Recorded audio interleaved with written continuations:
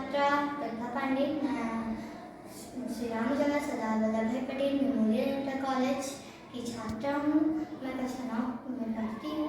मैं आज आप सभी के सामने राष्ट्र के लिए खादी शीर्षक है और फैशन के लिए खादी के ऊपर अपने विचार प्रकट करना चाहती हूँ। स्नेहा, खादी का अर्थ खद्दर है। खादी का अर्थ खद्दर से है, जिसकी शुरुआत 1920 में असहयोग आंदोलन के दौरान बापूजी ने विदेशी कपड़ों को विलुप्त कर स्वदेशी परिधानों का विरोध कर स्वयं से सूती काटकर स्वयं का वस्त्र धारण करके उन्होंने विदेशी कपड़ों का बहिष्कार किया और स्वदेशी कपड़ों को अपनाने का एक संदेश दिया। उनका उद्देश्य ये था कि विदेशी कपड़ों का बहिष्कार कर स्वदेशी कपड़ों को अपनाया जाए, जिससे जो विदेशी लोग हैं उनकी गुलामी के पीछे से मुक्ति मिले। हमें उनकी गुलामी के पीछे से मुक्ति मिले, क्योंकि हमारे ऊपर अंग्रेजों ने बहुत सारा शासन किया था और उसी का से छुटकारा पाने के लिए असहयोग आंदोलन चलाया गया। और खादी वस्त्र की भी कुछ महत्वपूर्ण भूमिका रही है।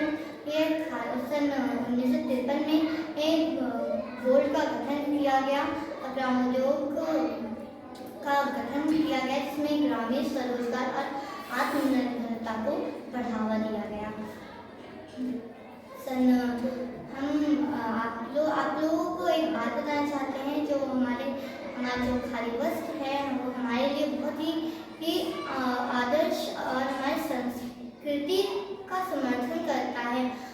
आजकल हम लोगों ने कई सारे फैशन को अपनाया है, लेकिन जो हमारा खादी वस्त्र है वो हमारी संस्कृति है, जो प्राचीन काल से चलती आ रही है। और बापूजी ने उस खादी वस्त्र का समर्थन किया है। जो खादी वस्त्र की एक विशेषता है, खादी वस्त्र ठंडी में ठंडा और गर्मी के अनुकूल रहता है। गर्मी में गर्मी के अनुकूल ये दोनों ही इस सीजन में कंफर्टेबल रहता है। ये हमारे लिए बहुत ही उपयोगी है। इसका उद्देश्य है कि ये धातु द्वारा निर्मित होता है, जबकि विदेशी कपड़ों में कुछ मिलावटें की जाती हैं, जिससे वो उसकी शुद्धता नहीं होती, वो शुद्ध नहीं हो पाता। वो जो है प्राचीन हमारे वर्तमान समय के प्रधानमंत्री माननीय श्री नरेंद्र मोदी जी ने खादी वस्त्रों को काफ़ी बढ़ावा दिया है।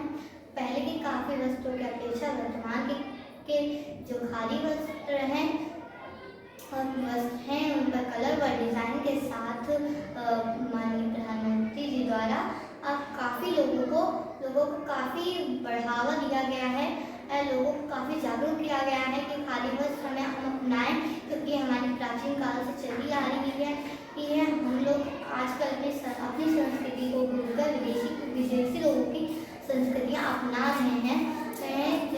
और मैं अपनी वाणी को ये विराम देती हूँ। वाणी को विराम देने से पहले आप लोगों के सामने एक स्लोगन है, वो प्रस्तुत करना चाहती हूँ। स्नेहा, सीधा साधा रंग था, ना था कोई अभिमान।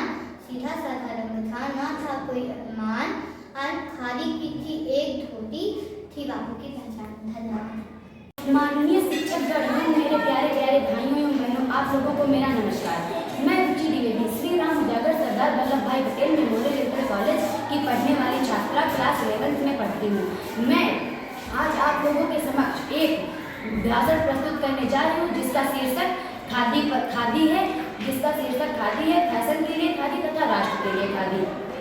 खादी हमारे देश में सभ्यता के आरंभ से ही चलती आ रही है। खादी को एक विचार के रूप में भी माना जाता है। खादी संग्राम के प्रतीक के साथ अब तक हमारे देश में फैशन का भी रूप ले चुकी है। जो कि खादी और फैशन के नाम से जाना जाता है। महात्मा गांधी जैसे व्यक्ति ने आत्मनिर्भरता तथा ग्रामीण स्वयं योजना के तहत इस खादी को बढ़ावा दिया था। खादी को बढ़ावा दिया। जैसा कि हम लोगों को पता है कि स्वतंत्रता के पूर्व खादी का एक विशेष अधिकार रहा है, परंतु स्वतंत्रता के कुछ दिनों बाद खादी की मान्यता कम होने लगी। परंतु 2014 में हुए खादी सम्मेलन से फिर इसकी मान्यता को बढ़ावा दिया गया, जिससे हमारे देश में लगभग 10 लाख अरब तक लोकेल की पूंजी की प्राप्ति हुई है। लगभग इस खादी वस्त्र के उद्योग ने हमारे देश में लगभग 1.5 लाख लोगों को अधिकार दिला। योजना आजकल के अंग्रेजी वस्त्र जो कि हमें अत्यधिक मूल्य में मिलते हैं, परंतु हमारे भारत में मिले इन भारतीय वस्त्रों को हम अत्यधिक कम मूल्य में तथा अत्यधिक सुविधाजनक तरीके से भी ग्रहण कर सकते हैं तथा ये फैशन के मात्रा में भी बहुत अधिक है। भारत में सबसे ज्यादा मात्रा खादी वस्त्रों को छोड़कर इस वक्त अंग्रेजी वस्त्रों की चल रही है, परंतु हमें खादी वस्त्रों के फैशन पर जोर देना चाहिए। हमारे देश में एक से एक बढ़कर क्रांतिकारी जो कि हम लोगों को खादी वस्त्र पहनने का संदेश देते हैं, परंतु स्वतंत्रता के कुछ दिवस बाद खादी वस्त्र को एक मर्यादा के रूप में रख दिया गया। 2014 में हुए आयोग सम्मेलन के अनुसार खादी को पुनः बढ़ावा दिया गया। खादी हमारे लिए एक हथियार की तरह है। हमारे देश की उन्नति न केवल सड़क, पुल एवं नहर बनवाने से हो सकती है, बल्कि एक भारतीय अवस्थाओं को ग्रहण कर एक अच्छा विकास करने से भी हो सकती है। सादा भेष का जिनका न कोई अभिमान, सीधा सादा भेष का जिनका न कोई अभिमान, खादी की धोती पहने चल पड़े वो महान। आदरणीय गुरुजन और मेरे प्यारे दोस्तों, आप सभी को मेरा नमस्कार। मेरा नाम कोमल तिवारी है, श्री राम सरदार वल्लभ भाई पटेल मेमोरियल इंटर कॉलेज। मैं कक्षा 10वीं की छात्रा हूँ। मेरा आज का शीर्षक है राष्ट्र के लिए खादी और फैशन के लिए खादी। जहाँ खादी भारत के राष्ट्रीय स्वतंत्रता का प्रतीक था, वह एक फैशन के स्टेटमेंट के रूप में विकसित है, जिसे मैं आपके समक्ष अपनी कुछ पंक्तियों के द्वारा प्रस्तुत करूँ। पोरबंदर से निकली थी मैं, गांधी के हाथों से जन्मी थी मैं, राष्ट्रीय स्वतंत्रता की प्रतीक थी मैं, क्रांति का संदेश थी मैं, वह खादी थी मैं। मैंने एक सपना संजोया था, आज़ाद भारत का नींव बोया था।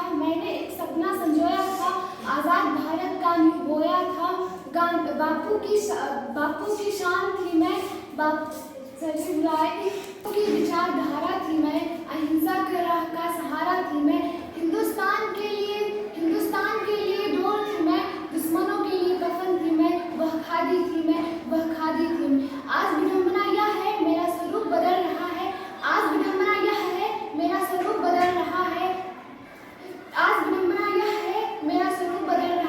स्वदेशी क्रांति पे विदेशी का विकास हो रहा है।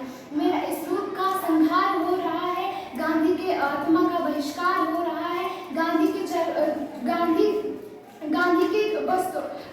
चरखा हो गया है खाली, गांधी का चरखा हो गया है खाली, सूद कटाई नहीं करती है विदेशियों की थाली। शिक्षकों और मेरे प्यारे भाइयों और बहनों, मैं नीतू राजचंदेल कक्षा 11 की छात्रा हूँ। मैं सरदार वल्लभ भाई पटेल मेमोरियल इंटर कॉलेज में खादी के संदर्भ में कुछ बोलना चाहती हूँ। खादी जो कभी भारत के स्वतंत्रता संग्राम का प्रतीक थी, अब ये फैशन स्टेटमेंट के रूप में परिवर्तित हो गई है, जो आधुनिक भारत की प्रतिध्वनि है। खादी के बारे में महात्मा गांधी का दृष्टिकोण केवल कपड़ों के बारे में नहीं था, बल्कि स्वतंत्रता आंदोलन के दौरान ग्रामीण समुदायों के उत्थान और आत्मनिर्भरता के एक अवसर था। प्रधानमंत्री ने खादी फॉर फैशन मंच के साथ इस दृष्टिकोण को फिर से जीवंत किया है। खादी में अपनी पारंपरिक भूमिका को पार कर समकालीन फैशन में जगह बना ली है।